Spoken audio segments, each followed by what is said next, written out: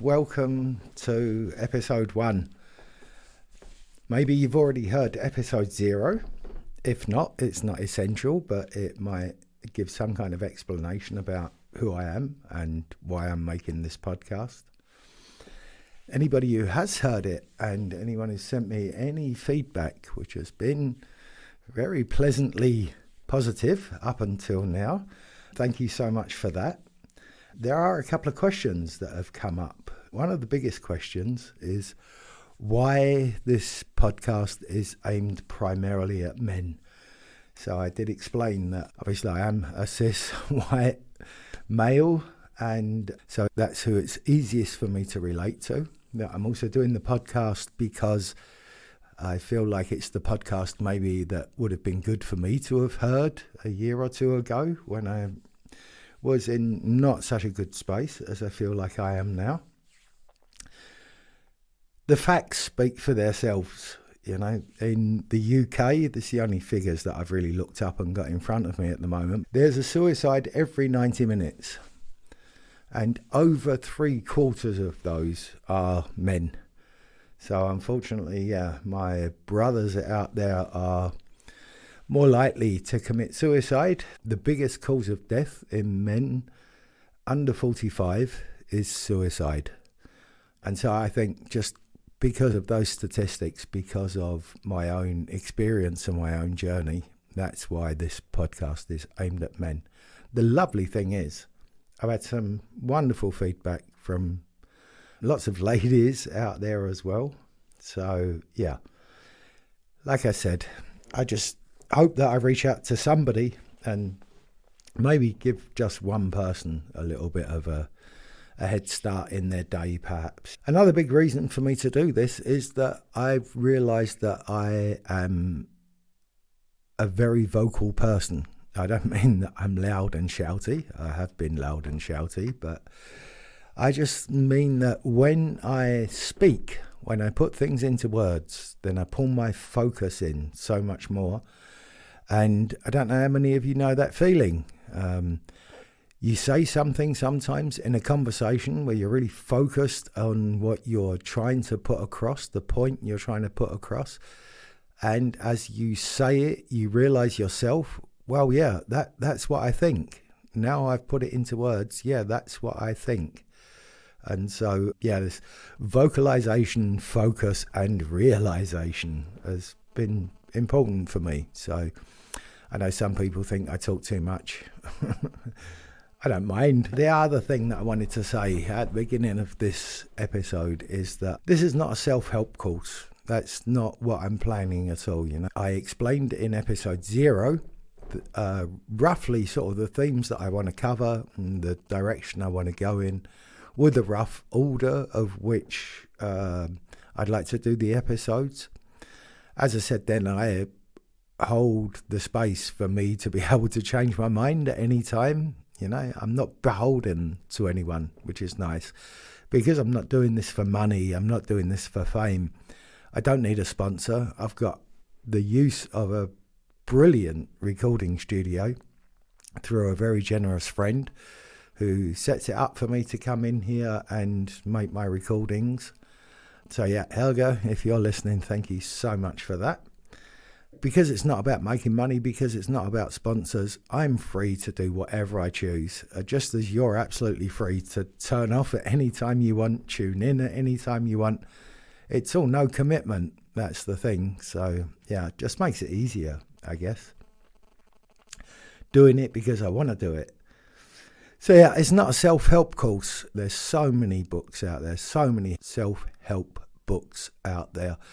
If there was one really good one, then I think we'd all know about it by now. If there was one book you could read that's going to change your life, that would be brilliant. But I honestly think there's 8 billion of us on this planet at the moment, and we probably need 8 billion self-help books, because as much as we're all connected, as much as we're all part of the universe, the multiverse, whatever your belief system is, I feel like we're all connected in some way.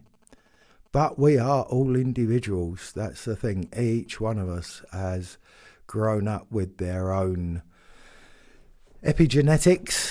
Everyone's grown up with their individual family, their individual response to their family. So it makes us all really different. It's always a surprise then when you get out into the world and find out other people had different experiences.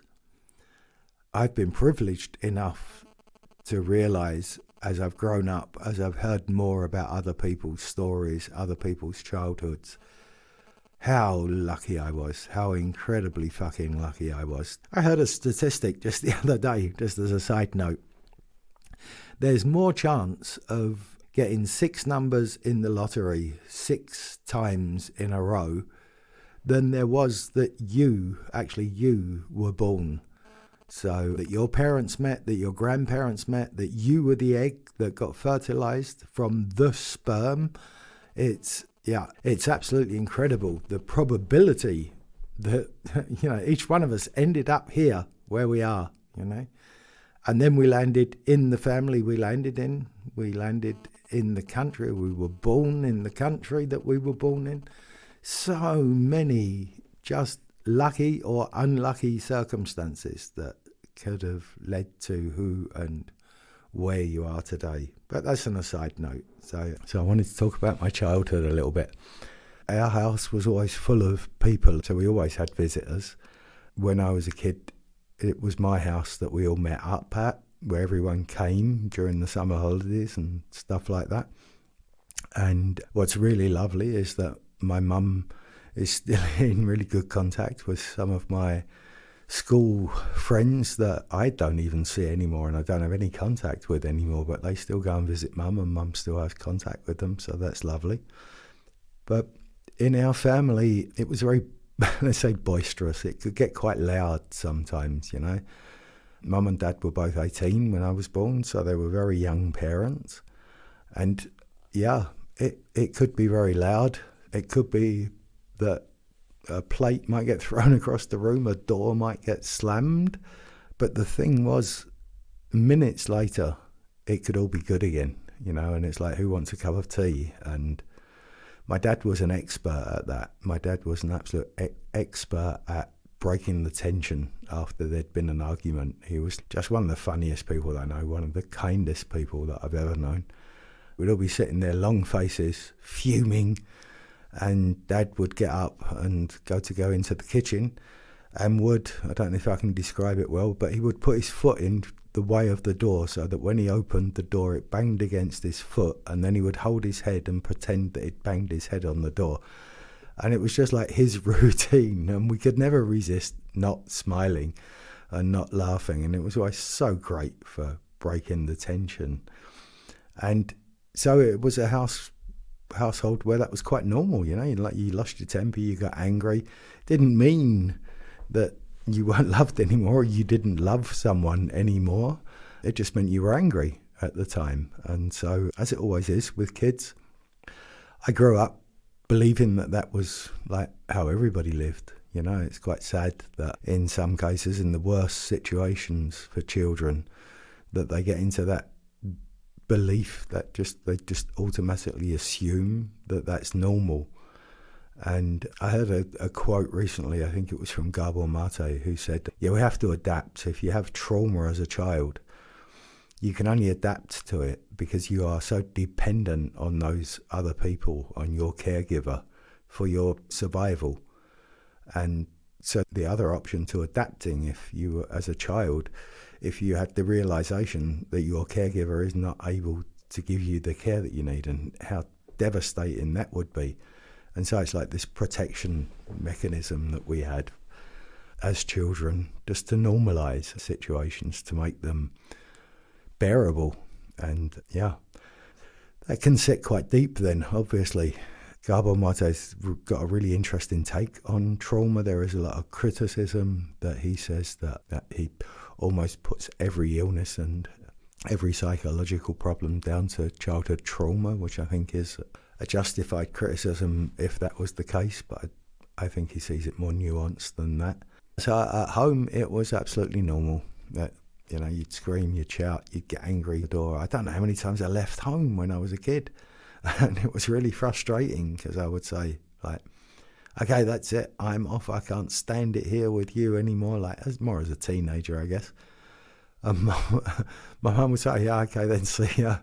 Got everything you need, and just really not pay that much attention. And I'd storm outside the door and end up at the end of the street thinking, oh, what the fuck am I going to do now? Knowing at that moment I'm going to sheepishly have to creep back in at some time, yeah, and do the walk of shame.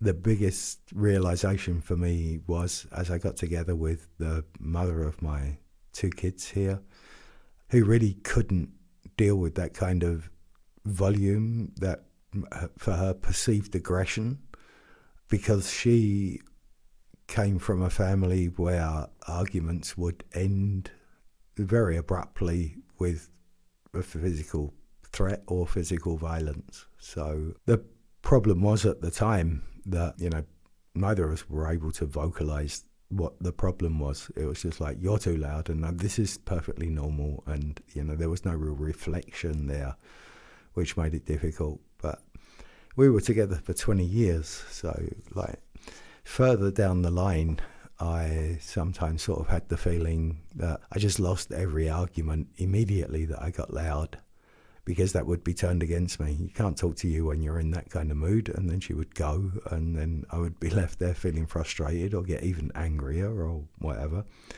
So that was quite tumultuous. So I started thinking about ways that I could, maybe get on top of my anger during that time. But really it was just about, well, you need to calm down a little bit, and no real practice and no real education in any way. Talking with my daughter later was really one of the big things that made a difference. That hearing from her how afraid she was of me, and looking back now, 6 foot, 15 and a half, 15 stone guy shouting at the top of his voice and slamming doors, and that's going to make people afraid, isn't it? Couldn't see it. That was the thing. I could never see it, that it was going to make anyone afraid, because in my mind, nobody was ever in any danger. There was the thought of, taking that anger and turning it to a person just wasn't there, It was like physical objects. But yeah, that can be scary and that can be hurtful. And I don't know how many times I've felt like, as the cup has been leaving my hand and flying through the room back in those days, that the second that it was out of my fingers, just knowing, oh, fuck. Oh, no, not again. What have you done? This instant realization.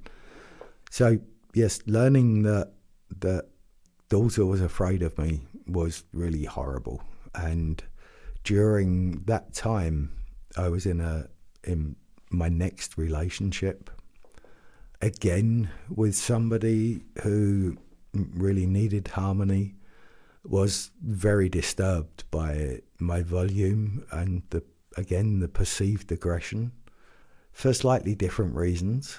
And I would say it's probably one of the biggest regrets that I've got. And it's this question of, should you have regrets? If you change things in the past, where would you be today? I think it's absolutely valid to regret the fact that I caused somebody else pain, that I behaved in a way that, when I look back at it from my standpoint from today, it could have been better. It could have been less painful for me and for others. So yeah, I think there's a legitimacy in regret. But that's for everyone to decide, isn't it, for themselves. So I wanted to get to what I actually regret. One of my biggest regrets is not understanding how brains work, not understanding how our inner children can affect the way we behave, not understanding the freeze, fight, flee, fuck mechanism that is very basic and instinctive in a lot of cases. This wonderful woman who I loved so much would stand opposite me. I would get angry and she would go into like a freeze mode. She would say nothing. She would withdraw into herself. But she would also have like this appeasing smile on her face, and it wasn't conscious. But for me, can you imagine, I'm like angry. I'm bouncing up and down with anger. I'm in an absolute rage. And she doesn't answer me, and she smiles back at me. And it just made me so much more angry. You know, how can you smile at this moment? If I'd have known then what I know now, you know, that's the point, isn't it? And that's where the regret comes from.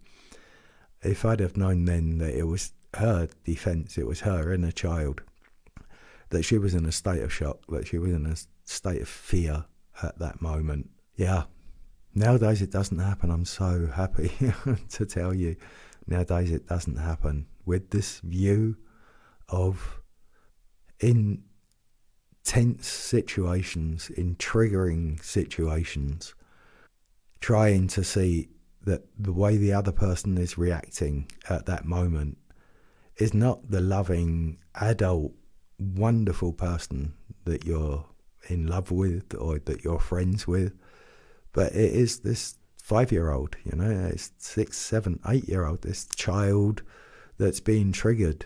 And yeah, do you want to be the guy?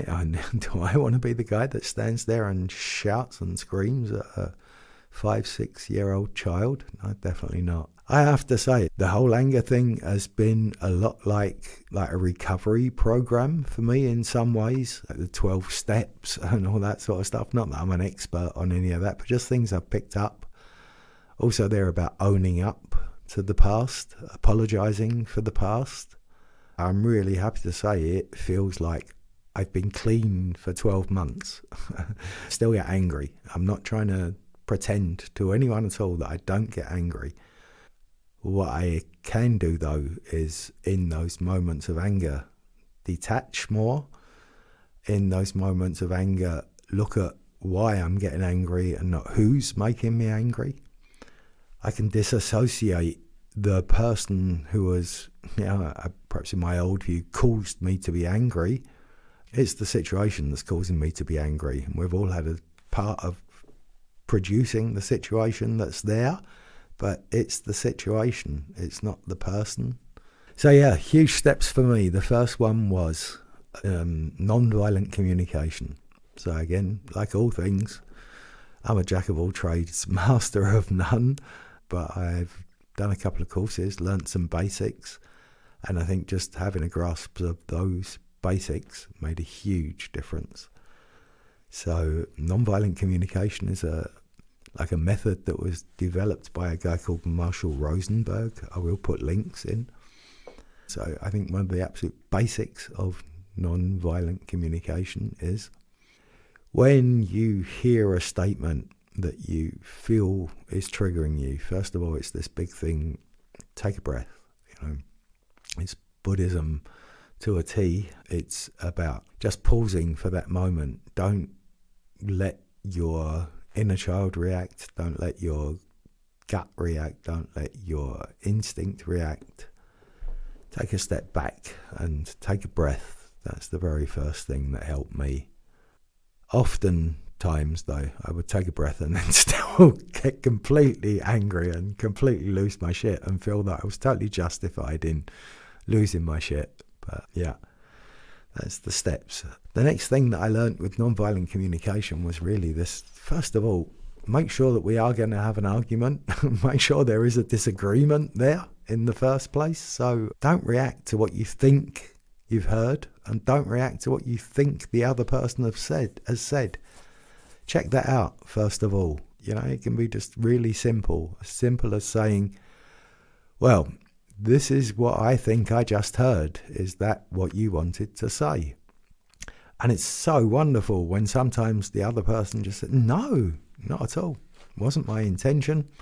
And you've already diffused it. The argument's already finished, you know, and you've saved yourself a whole day of that horrible gut-wrenching feeling of being angry at someone or whatever. Yeah. Another step is then to try to recognize the need that is behind the other person's statement. I'm not going to even try and get into giving anybody any kind of lesson on non-violent communication. I'll tell you a couple of things that I've done that have made a huge difference, and if you go away and try those things out for the next 6 months or whatever and never ever come back to this podcast, then that's fine as well. Like I said, it's not a self-help course. So yeah, Marshall Rosenberg, non-violent communication, take a look. You can take away just from the first couple of videos a couple of really good tools. You need the practice of trying to use it in less explosive situations. I think that's the trick. We've all got these great ideas, and we've all read about these great tools of how you're supposed to conduct yourself in an argument and all of that sort of thing. But the fact is, the moment when we need it most, we've usually forgotten that. It's usually gone already. So practice in small things, in the everyday, just things where there is no sign of conflict, but just test your skills and check your communication. It's really interesting how many just little things over the course of the day are really just misunderstandings, misinterpretations, reflections of your own mood. It's like you can get the same text from your partner first thing in the morning when you're in a rush to go to work, or just after you've had a horrible meeting at work, and the message about looking forward to seeing you, what time will you be home for dinner, can just be a trigger at that moment. It's like, and now that. At the same time, if you've just come back from lunch and you're feeling very relaxed and you've got a nice peaceful afternoon in front of you for whatever reason, and your partner says, I'm really looking forward, sends a text which says, I'm looking forward to seeing you tonight, and what time you're going to be there for dinner, it's like, oh yeah, great, I'm really looking forward to it too. So it's exactly the same text. It's you, it's about you, it's about how you perceive at the end of the day, and not letting your mood and not letting your perception decide your actions. So after non-violent communication and discovering that, I think the next really interesting thing for me was discovering a guy called Alain de Botton. And the first book I read of his was The Course of Love, which is a lovely book. It's just a lovely book. It's a story of two people who meet and fall in love and have affairs and fall out of love and fall back into love. And, just like an everyday love story. But there is also like a narration that runs through the book at the same time of why they're behaving the way that they are, what responsibility is there for why are they behaving the way that they're behaving, what are the needs that are there, how much of it is guided by the inner child, how much of it is not two adults that are in a relationship together, but two children who both just need attention and need to feel seen. And it's lovely. It's a really, really lovely book, which opened up my eyes to this whole aspect of the inner child. The problem being, I was absolutely convinced, like I've said, I just had the perfect childhood. My childhood was wonderful. I didn't have any trauma. Nobody beat me. Nobody starved me. Nobody chastised me. I don't feel like I can put any responsibility for any of my actions now on my childhood or on my parents, which led to a lot of conflict. So being with a partner who came with more childhood trauma, let's just put it that way, and also aware of their childhood trauma and trying to work on their childhood trauma, I definitely can recommend reading The Course of Love if you are interested in learning a little bit about that and a little bit about that, maybe what's really going on underneath the basics in your relationship with other people, not just loving relationships. It's the same wherever we are, wherever with interaction with other human beings, that's a relationship already, and that can be influenced by their inner children. So yeah, realizing the fact that it was okay to say, as a child, I can give you an example. I think that's the easiest way probably. As a child, like I said, I think I was quite sensitive. My dad was so lovely and so funny and so caring and hated to see anybody sad or left out or anything like that. But his way of dealing with that wasn't to give you a cuddle and say, oh, come on, I love you, it's all going to be all right, his way of dealing with it was to make a joke to try and lift your spirits, you know. And I think there were times when I was a kid I just didn't feel like I was being taken seriously in that case. As a teenager in puberty, it was also really difficult dealing with my dad's sense of humour. I went through a whole phase of not finding him very funny at all. Still loved him, still felt loved, but didn't really find him very funny. That was the point. But yeah, realising that he was doing his best. He was doing his absolute best, and he was doing it with love. And my mum in so many things as well. They did their best. And it's absolutely not a criticism of them to say, sorry, but the best wasn't necessarily what I needed at the time, you know. And if I'd have had something different, maybe something different. The thing is, this is really higher level complaining, because I had so little to complain about when I compare with other people. But that's always the thing with comparisons, isn't it? Do I still have the right that those things have affected me? Yeah, of course I do. But again, nobody's to blame, are they? The really great thing about that, though, is neuroplasticity. You know, you can change your brain if you recognize that you've got like patterns, if you recognize the fact that there are certain things that trigger you to behave in a certain way. You can actually adapt your brain to deal with that. So you can establish new connections. And again, that's all about, in my opinion, it's not about reading the book and knowing that it's possible. It's about doing it in the little tiny things every day.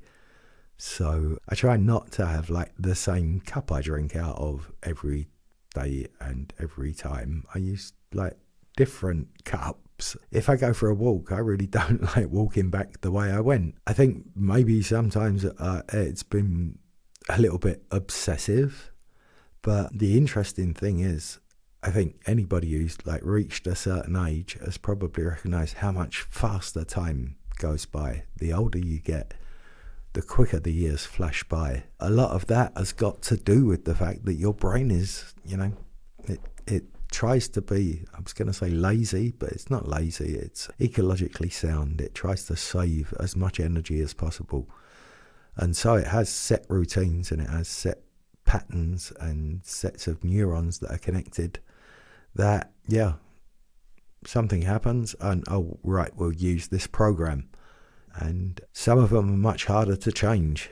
Some of them are just much more difficult to change than others, like anger. And the easiest way I've found is to begin with the small things, like change just little patterns in your life, you know, sleep on the other side of the bed for a change, whatever, you know, sleep with pajamas instead of without pajamas, or without pajamas instead of with pajamas. Not suggesting radical change, but what was important for me was just to say, you know, what my first steps were, what my first basic steps were along the way, and the things that I felt just sat well and made a difference immediately. If you want to get into deep dive philosophical, Jung has established a lot of the basic thinking about shadows and shadow work. More modern and more accessible for me has been Catto.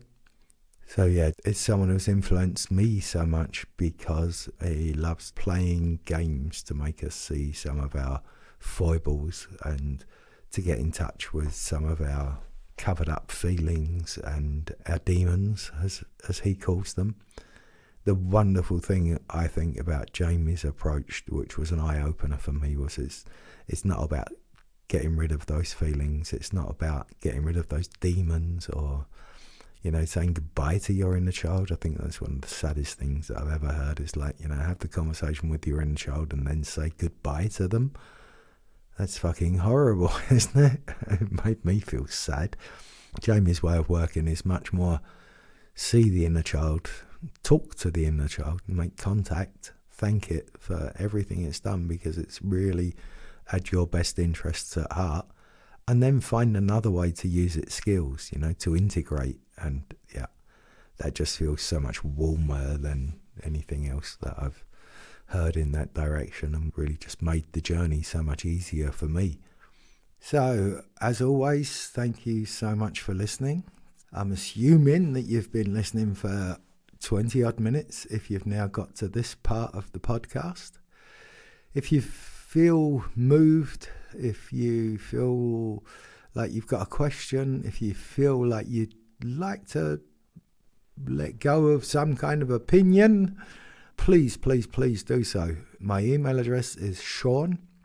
It's SHAUN, like the sheep, not like Connery. So SHAUN at LOMG.earth. That's my League of Mindful Gentlemen address. And yeah, I'd love to hear what you think. I'd love to know what your processes are. And I'd like to know if there's any questions. So yeah, feel free to do so. And until next time, be kind and take care.